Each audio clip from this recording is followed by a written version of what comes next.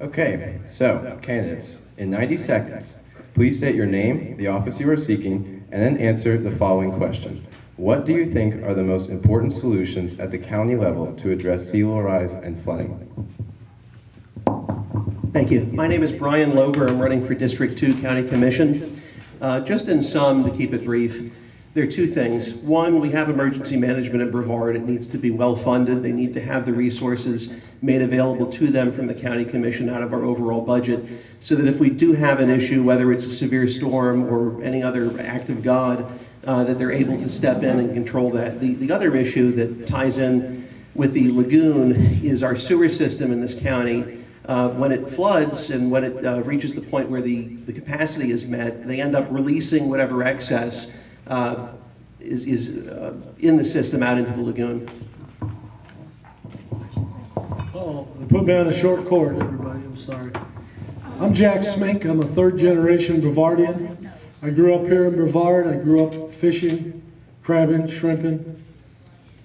That's where my wife and I of 39 years spent most of our time in our dating process, was out fishing and crabbing and shrimping. And it was great. You could go out in the evening and get a bounty of fish and shrimp and crab and everything else. And those days are gone right now, temporarily. We need to fix these things, and it's not going to be a short-term solution. One of the words that I use quite often out on the stump, I got 1 minute, is sustainability, and utilizing sustainable and making sustainable decisions within our leadership. I think we need to look at how, whatever decision we make and whatever we address, that we approach it from a sustainable position. In other words, how is it going to look, the decisions we make a year, 2 years, 10 years, how are our grandchildren going to be affected by our decisions? This is a very important thing. It's the reason why I'm running. It is the very reason I'm running. Thank you for your time. I got 30 seconds, but I'll waive it. And let's go with the questions. I'm ready for that.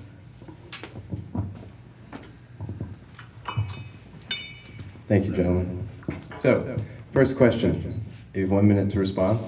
This goes to both of you. According to flood IQ data about Brevard, sea level rise in addition to a Category 3 hurricane would cause flooding-related damage to 20,101 homes in this area. What can we do to protect these areas? I think part of it comes to an infrastructure concern. We have had a series of commissioners that have been more concerned about making a name for themselves, regardless of their political affiliation, rather than addressing the long-term problems that we really need to address. And infrastructure doesn't just include roads and bridges and things of that nature. It also includes storm drains, sewers, and to a degree, the septic issue that we have with tens of thousands of septic tanks in this area. I think that for far too long, the county has neglected the infrastructure in areas of Rockledge, Cocoa, Merritt Island, all over the place. We just continue to get inundated with problems that have been addressable for a period of time, but they've simply not been prioritized in the budget. So focusing more on infrastructure would do quite a bit to alleviate those concerns. I would agree on what he just said. The thing of it is, though, is we've got to follow the money in Brevard County and the process of the money. What's happening is we've got special interest groups, some people not even from this hometown, that are going in and funding candidates. Not this gentleman, but other people. He's not, and I'm proud of that too. I'm glad to hear that. And neither am I. But, and so there's not an even playing field there. So when decisions are made, when decisions get made at the county level, they're not made for the best, in the best interest of our citizens in Brevard County. They're made in the best interest of our special interest groups. And very seldom do they care about our environment and so on. So.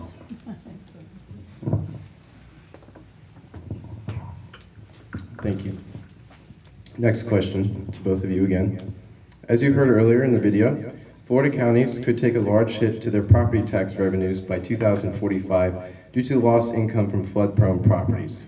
What is your plan to mitigate some of these flood risks and/or risk to the local budget? It's a complex question. I don't know that there's a single silver bullet that'll actually address that. Part of it certainly deals with the height of the roads and the way that the roads are graded and the way property is graded. But it's such a complex issue. I think that for any particular individual that's a candidate to have subject matter expertise in that small area is just unrealistic. What I would say is you need someone, whether it's me, whether it's Jack, whether it's another candidate, that's going to deal with environmental engineers and scientists rather than making the issue a political issue. Really, these are concerns that ought to be addressed by folks that are in the industry, preferably not local and not folks that have a dog in the fight, namely folks that would put themselves or their own employer in their proposal. I think it's something that to look for a political solution is a setup for failure from the get-go. So again, I think it needs to be a scientific solution from an engineering perspective. Got me on a short cord tonight. I'm not used to that. The thing of it is, the first thing we've got to do is be adults and realize that science doesn't lie. That we have an environmental problem, and that we need to address that long term. And we need to change our decision making at the state level, city level, and at the county level. And those decisions are not easy decisions to make because you're fighting literally City Hall to do these things. I'm prepared to do that. I'm prepared to, that's a short 30 seconds, man. I'm prepared to do that. I'm prepared to make the hard decisions and make the right decisions. The lagoon, for instance, right now there's an abundance of money coming in to repair the lagoon, and already special interests are looking to get their hands on it and utilize it for other purposes. So I want to keep the pressure on them to continue to do that. Time's up. Perfect. To both of you again, and how about this time we'll let Mr. Smink answer first. What role should Brevard play in community education on sea level rise? Is there an education program you would champion? Yeah, I champion the truth. You know, I mean, at the end of the day, we have to face the facts. We have to face the facts that we have an issue with the sea level rise. We have to change. People have to understand that fracking is not good for our environment. Drilling offshore is not good for our environment. We need to understand that there is global warming going on. There's people out there that amaze me. They don't believe that there's really global warming happening, and I don't know how they can look or reason and not understand that issue. But there's people out there that don't believe it's there and happening. So these are the avenues that we need, the rabbit holes we need to go down and take care of. So in terms of education, I think you've got to look with the buckets and the entities that are already in place and which of those would be most appropriate, more or less to spearhead some sort of an educational effort. And it would seem to me that based on what's out there, the emergency management division is probably the appropriate portion to basically put in charge and to allow them to spearhead any sort of an educational campaign. And I'm out of time. Yeah, I think that was the second. Oh, I'm sorry. No, I goofed up. I think you I was just saying, I it's think in you office messed- quick. I think you messed him out of 30 seconds. You got a whole 30 seconds left at If least. he's in the same campaign and he's coming in my name, Right, yeah. pretty good. Okay, I got to give him credit. my mistake. Okay, Okay, so where was I? Where did I leave off? 30 seconds? yeah, to 30. Okay, so just to briefly reiterate, in terms of education, I think making sure that the resources are made available to emergency management is the way to do it. If you go to the library, sometimes you'll see pamphlets on hurricane preparedness. I think that a lot of that can be incorporated because it's to a degree a kind of an issue that tends to relate to other issues that are of already great concern to folks. So I would say to ensure that they're appropriately funded and that they're able to put out the materials to the county that they need to put out. Okay, why don't we ask this question to Mr. Smink, this is an individual question. You still get 1 minute. What would you propose to address the root causes of sea level rise?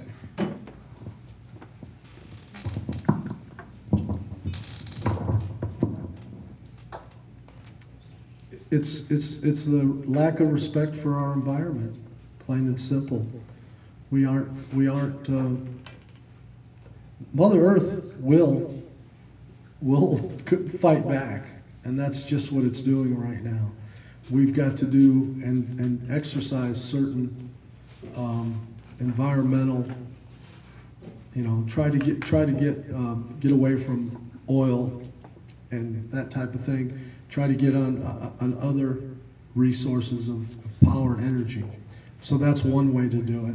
Back to the question you gave me, I'm going to take a little time away from this, but FIT, I was there today for 3 hours and met with them concerning our environment. And I learned some really neat things, but I think education, you brought up education, they're a great resource right there to help educate our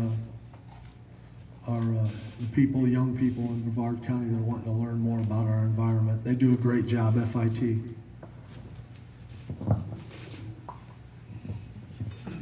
Okay, and likewise, we'll give this next one to Mr. Lober. As part of your plans to protect Florida from climate change impacts, sea level rise being one of them, how do you plan to involve communities in decision-making, especially our most underserved, as we build a resilient Florida for current and future generations?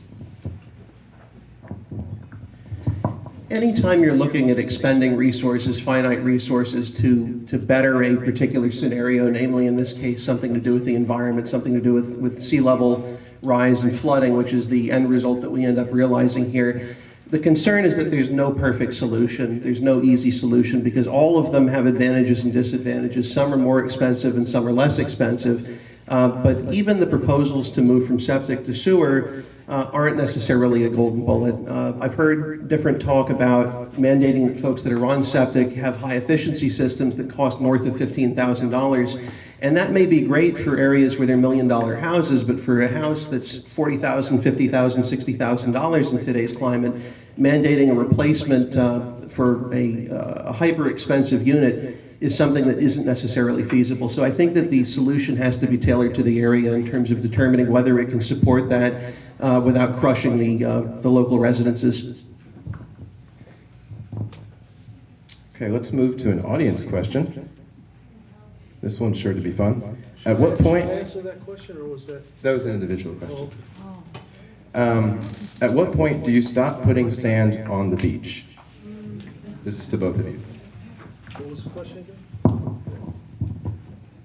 At what point do you stop putting sand on the beach? It's a tough one. I think you stop putting it on there when it stays there, which in essence is going to be never. The problem is we're so reliant on tourism in this area that if we want people to keep coming back, and even when I was a kid and I didn't live in Brevard County, I came out to Cocoa Beach a lot. It was Cocoa and New Smyrna that I went to, and if there was basically a pit instead of a beach, I wouldn't have come here as a kid. Unfortunately, it's a reality that we're going to continue having the sand eroded again and again and again. Now, who should bear the costs for that, whether it should be shifted towards certain communities or borne by everyone, I think that's debatable. But as far as when to stop putting the sand out, I would say when erosion stops, which in essence will be never. I would agree with that, but the tourism division of the county is an area that I would like to do more investigating of. I believe that there's a lot of money that runs through tourism that can be trimmed and utilized in other ways in our county. And if you look at it, the highest paid employee, department head in Brevard County is the head of tourism. That makes no sense to me. I'm sorry, it makes no sense to me. So I think we need to look at our priorities a little bit more and realize our infrastructure is deteriorating, and we need to look at that. We need to look at our environment, and that's where our resources really need to go, not to I mean, yes, to some degree tourism, but the tourism department shouldn't run our county. Thank you. Okay, let's go with another audience question, and this will go to both of you. Will you support a county-wide end to septic systems and infrastructure to systematically replace septic systems? No, and I'll tell you why. The short answer is, as I said, there's certain communities where the average home value is high enough that they can sustain different options without really impacting. Other areas, though, you don't have that. And in terms of where I live in Rockledge. I live off of Rockledge Drive. And the cost through eminent domain to obtain the land, rip up the road, and put in sewer would be astronomical, to the extent that I believe that the money would be put to better use addressing other portions of the environment. I think it's a noble goal that everyone be on sewer, but the other concern with sewer is when the water system fills up and it's at capacity, they just bleed it out to the river. So I think part of it, instead of that, may be investing in increasing the capacity of the existing drainage system, and also potentially adding some redundancy to it. But no, I would not support an absolute ban on septic. I just don't think it's something that we realistically can implement. I think they need to continue the moratorium they already have right now in place on septic to upgrade the septic tanks, but I also believe that we have to prioritize where the sewer system is placed. So you've got to look at the sewer systems that affect the lagoon and are close to waterways, within a certain distance of waterways. I don't care of the size of the house. If the county needs to make some sort of a long payment plan to adjust payments on those particular homes, if they're small homes, then make the adjustment based on the income. But this needs to be done. It needs to be done. It needs to be taken care of. I'm sorry, sir? That's what bonds are. Bombs? Bonds. I thought he said bombs. Yeah, I understand that. You're right. That's what bonds are for. So I believe it should be addressed and should be taken care of. I just want to say for the record, I'm against bombs. For now, let's keep the audience participation to 0, please. This next question is to both of you, and it's back from the script. What is your single most significant personal or professional accomplishment regarding sea level rise, the environment, energy conservation, or sustainability? It's pretty weak. I'll just preface it by saying that in the interest of candor. My wife and I just finished building a house, which was an absolute belabored project, but we did build it with efficiency in mind. We are in an area where unfortunately sewer isn't an option, but we did everything we could to keep our carbon footprint as low as possible. We have almost no lights that are anything but LED. I mean, even in our garage, everything's LED. We insulated as well as we could. We certainly spent a little more to get higher CRAC units, and part of it was certainly to keep our ongoing costs down, but part of it also is I think everyone individually has an impact on the environment. And while everyone's not going to make the most beneficial use of the opportunities that are available, I think everyone, at least that's inclined to try, should have the ability to do so.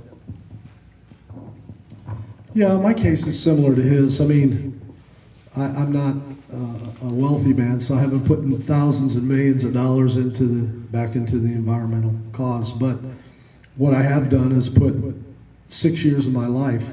The reason I'm running for county commissioner is because of the environmental issues, and that's where I want to make the change. I spent 3 hours of my own time today at FIT to get more in tune to what they're doing in the lagoon. I think these issues are important, so I would say my investment has been my time, my effort, my concern, my personal, as in Mr. Lober, I try to be efficient in what I do, but it's the time. To run for office, it's a long, hard, arduous task, and you got to do your homework, and I think I've done that, so.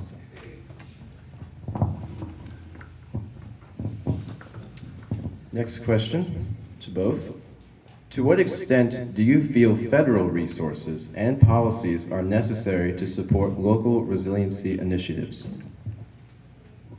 It's a good question. Well, I want to kind of bounce to the lagoon for a second because that's something that I am passionate about, partially because I live so close to it. I had a fellow that showed me less than a week ago a photograph from 1962 and another one taken years later of the area where the VAB is in NASA now. And if you look prior to that span of water, the little creek that joins the rivers going in, the water was relatively clear on both sides, so to the southwest and the northeast. And once that was put in, there was a culvert. Let's say this table's the body of water. The culvert would have been the equivalent of something like this bottle. The concern is you have, and I believe that was an Army Corps of Engineers endeavor, but you have folks that have different goals and different ideologies in terms of what's important to them. I think involving the federal government to the extent that they can fix the mess that they've created is something that's appropriate.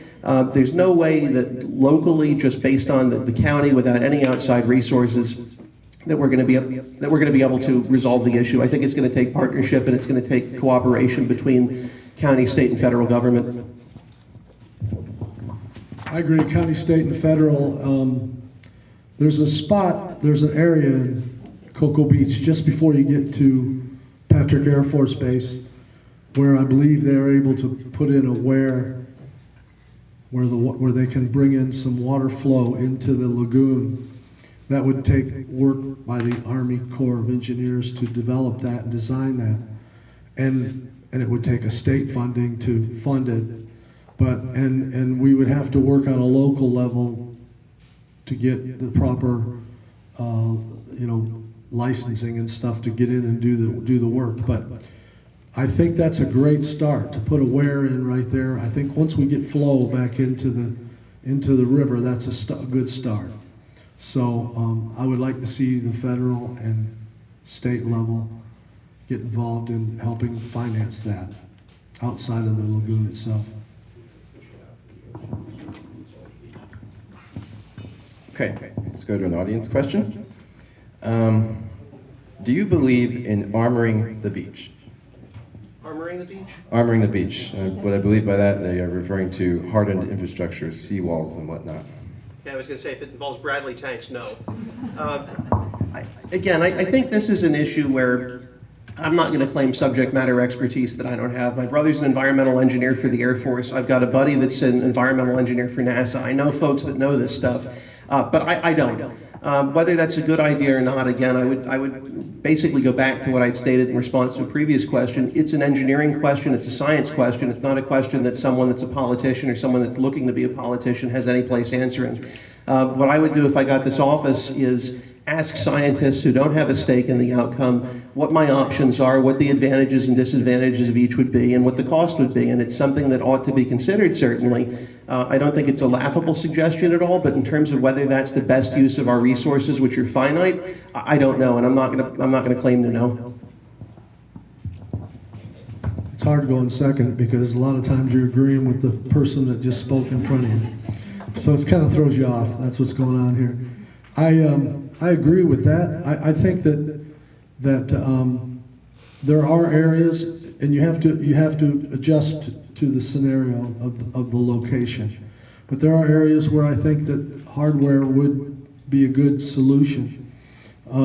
There's other areas that it will not work aesthetically. It won't work mechanically. So you have to take it area by area where that would be applied.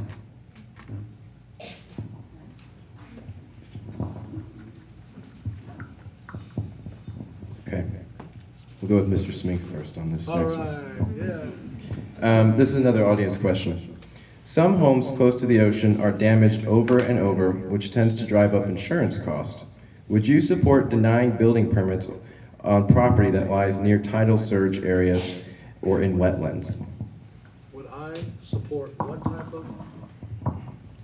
Would you support denying building permits on property that lies near tidal areas or wetlands? Well, I'm all for growth. I'm not against growth, but I'm for sustainable growth.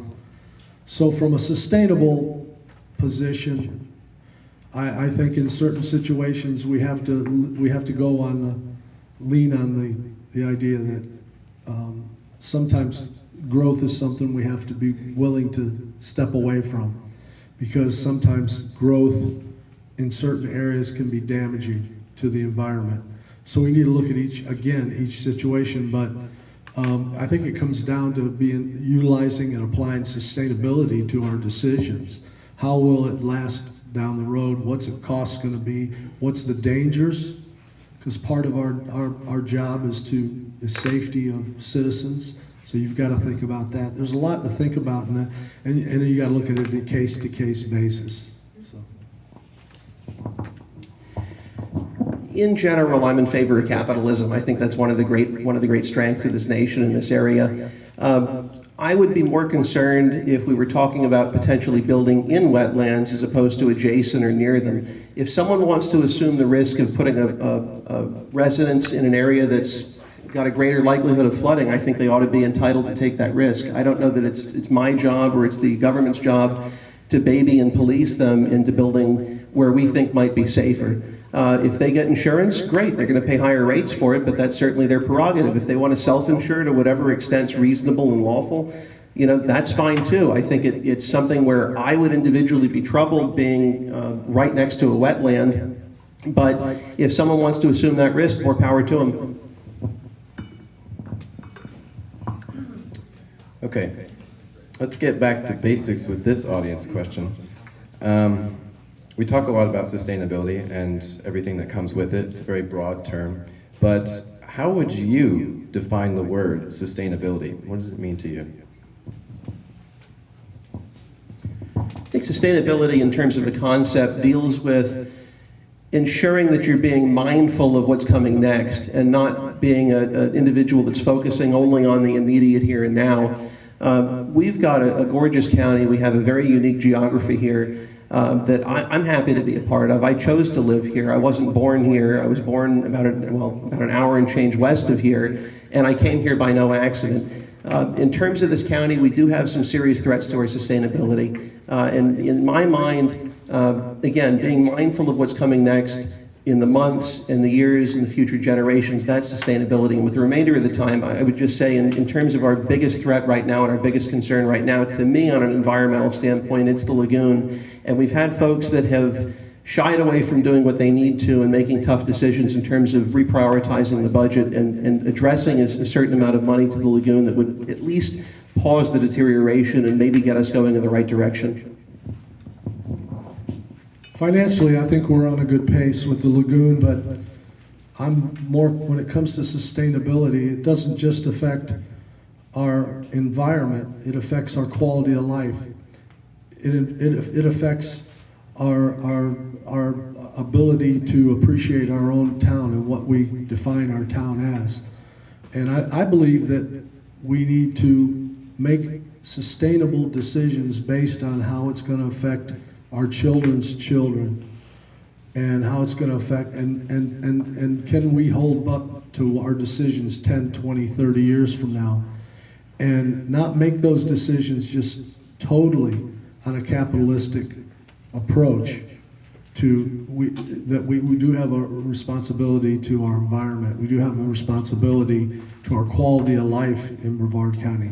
So sustainable decisions right down the line applies. And every decision making you have at a county level. I want to hear you ring the bell. I'm dying to hear that bell. Give it,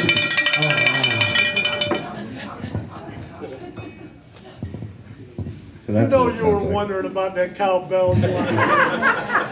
You can thank me later for that. So this question is a little off topic from Sea Level Rise, but it certainly deals with an environmental issue and really more of an energy issue. It's pretty simple. Do you support rooftop solar for all schools? This was an audience question. It depends on the cost. I'm not opposed to it, but again, everything has a cost associated with it, and whether the money is best utilized with that or best utilized with something else is going to be a numbers game. It's going to involve the useful lifespan of the particular solar that they're looking at installing, at the energy savings, the expected lifespan. There are a lot of variables that go into play with that. It's the same if someone were looking at replacing some of the county vehicles with hybrids. It may be a great thing, it may not be a great thing, but without knowing the actual numbers, it's tough to say. I would say that if that's something where there is a proposal that's made, it's certainly something that ought to be considered. I don't think it's ludicrous to look at that. And if it's from a cost-benefit analysis, something that's worth doing, then perhaps we should invest in that. But I don't know offhand what the specific cost would be, whether the proposal involves offsetting all of the energy usage or just a portion, and those are things that need to be known.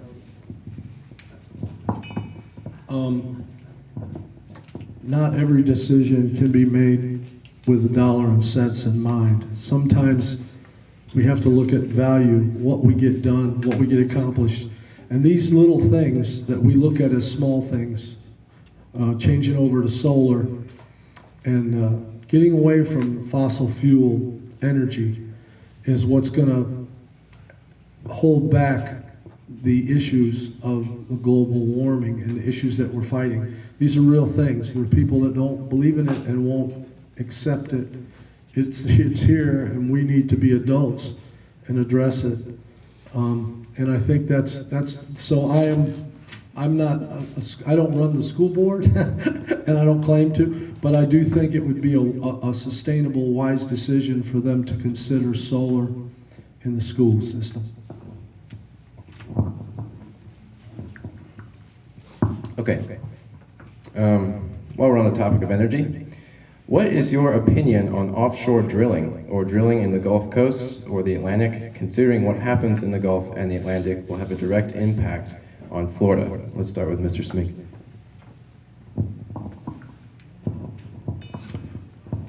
Offshore drilling is a dangerous thing, and I'm totally opposed to offshore drilling. I'm opposed to fracking, by the way. I just think that we need to be more accountable for what we do and the future, and our future, and our kids' future. Again, it goes back to sustainable decisions, doesn't it? I believe that's important, that we totally avoid any offshore drilling.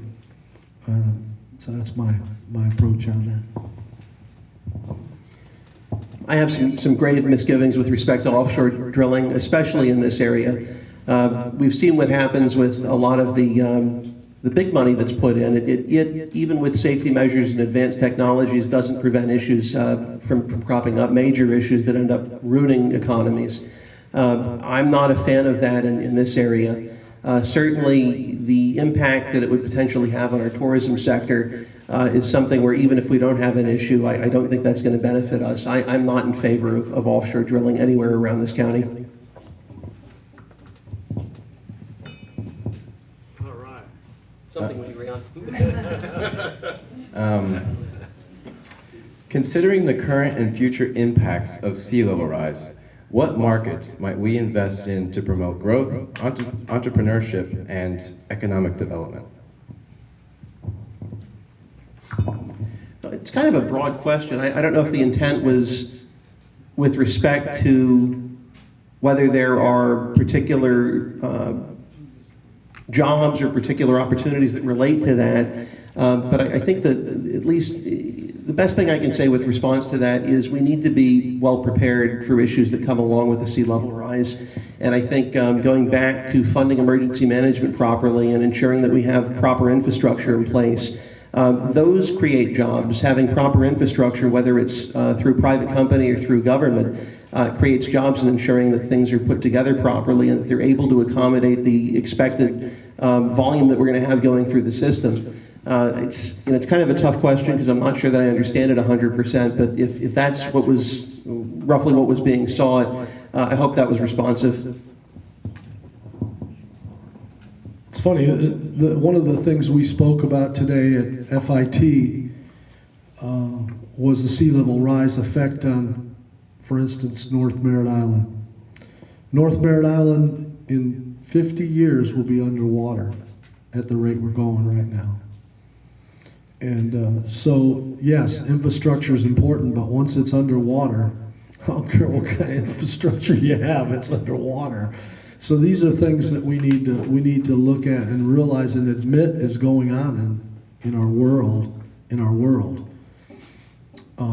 I think we need to look at it globally as well as in the United States. So, that's it. Okay, let's go to an audience question again. Hopefully it's a softball. What is your current understanding of the accountability policy and procedure following a sewage spill within the Indian River Lagoon? Let's go with Mr. Smink. Accountability. Has anyone ever heard the term fool me once, shame on you, fool me twice, shame on me? When it happens the second time is when I have concern. And when nothing has been done to be prepared to deal with an issue of that magnitude in our lagoon. So pipes, even new pipes, which I consider 5-year piping, sewer pipe, can burst. It can happen. And it did happen this last storm that we had over in Merritt Island, for instance. We had that problem. And they had two choices. They could either allow it to pour out onto the ground, or they could dump it into the lagoon. That's not the first time it's happened. So my problem is with when it happens the second and third time. Why haven't they come up with plan B on how to deal with that issue? Because it's going to happen. In the interim between elections, accountability is essentially non-existent. It's the way that it is. There is no accountability. The accountability comes when there's a vote and you all have an option other than the establishment candidates that are going to basically continue status quo government and ignoring and neglecting the issues that are actually important and that impact us. I can tell you that it's a concern, obviously, to Jack. It's a concern to me. I believe that there needs to be more redundancy and an increased capacity in the sewage system, and you need folks that are actually going to care enough and that will be able to prioritize that in office to make those changes. If you want more of the same, then I would stick with the establishment candidates. Amen, brother. I agree with that. Second thing we were on today. You guys, yeah, one of us. This is another audience question. How serious is climate change? What do you think can be done to move to a green energy economy to combat it?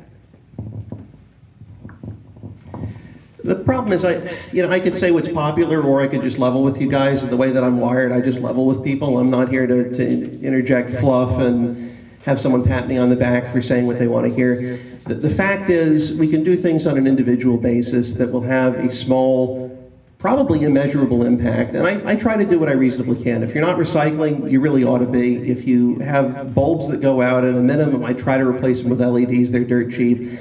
But at the county level, are we really going to be able to tackle a major global issue like this and resolve it? No, we can reduce our impact, which is really the best that we can hope for. I think it's worth doing our part, but in terms of trying to offset what a world of people happen to be doing, it's an unrealistic goal. I do think that it's something we ought to be mindful of. I think, unlike Jack, perhaps, I think there are dollar limits in terms of what I'm willing to spend to accomplish that, but it is something that's of value, but it's a value that has perhaps a max price associated with it at the local level. So let me see, we've got a choice between AstroTurf at a ball field or doing something for our environment. That's all I'm saying. Yeah, there's limitations, so much money, that's all you can deal with, but I think we're on the same page on that one. Anyway, I believe that the same way that we have a personal responsibility to be responsible adults in our everyday life around our home, we also need to be that way at a county level and a city level, and we need to address these issues. And as each city, each county, each state does that, that's where we see the change. But if we just say, well, it's not doable on a county level or a city level, I think that's where we hit a slippery slope and then we make a mistake.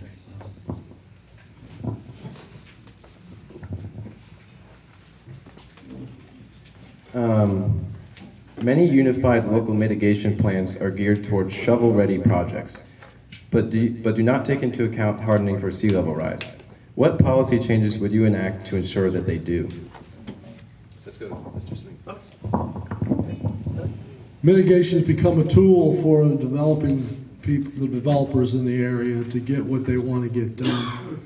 And it doesn't always equate to what's the best decision for our environment and for our personal life and our quality of life.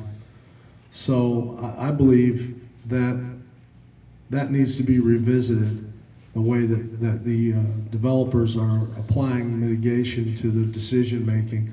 They've learned the tricks of the trade, man. They've learned how to attack our environment, go after our environment, and ruin our environment. They know all the tricks, and they're applying them. And they're doing them, we're getting smarter about addressing it. And that's why they're ramping it up now, because they know their time is limited. We need to put a stop to it now. And that's my opinion. Can I ask you just to repeat the question once more, please? Many unified local mitigation plans are geared towards shovel-ready projects but do not take into account hardening for sea level rise. What policy changes would you enact to ensure that they do?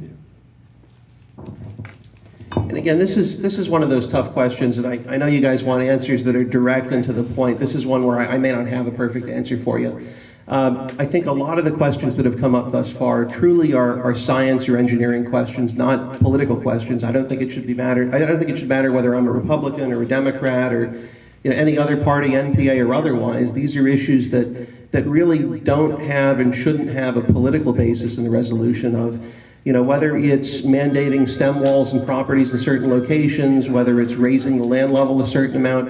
I don't know, but all I can tell you is that I'm willing to talk to the folks, and I'm amenable, and I'll make the time to talk to the folks that have expertise in this area. But it's not something where I'm going to think off the top of my head and come up with a solution to a problem of this nature. It's a science and engineering question, and I don't have that background.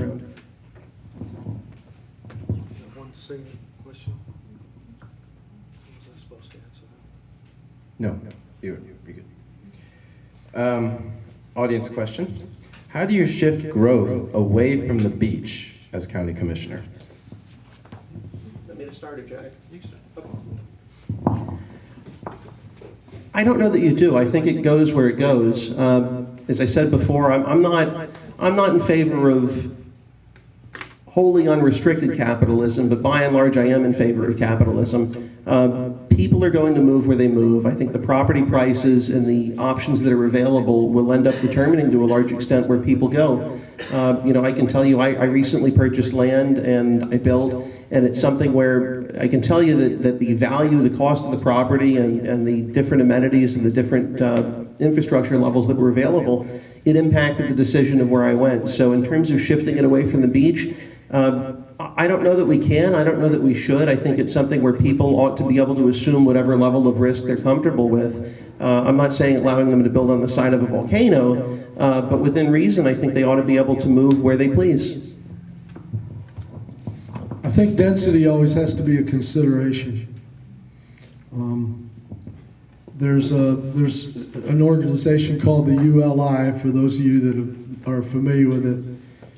The ULI believes in putting clusters of homes together, dense areas, small dense areas, and their theory behind that is leaving quality land, protected.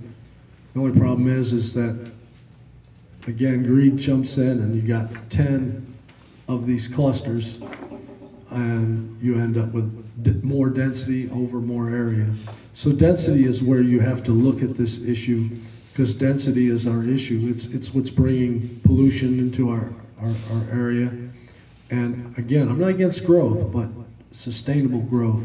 So density always has to come into the factor of how we look at it. Okay, we have time for one more question, so this will be the last one. It's a good one. Well, me too. It's an audience question.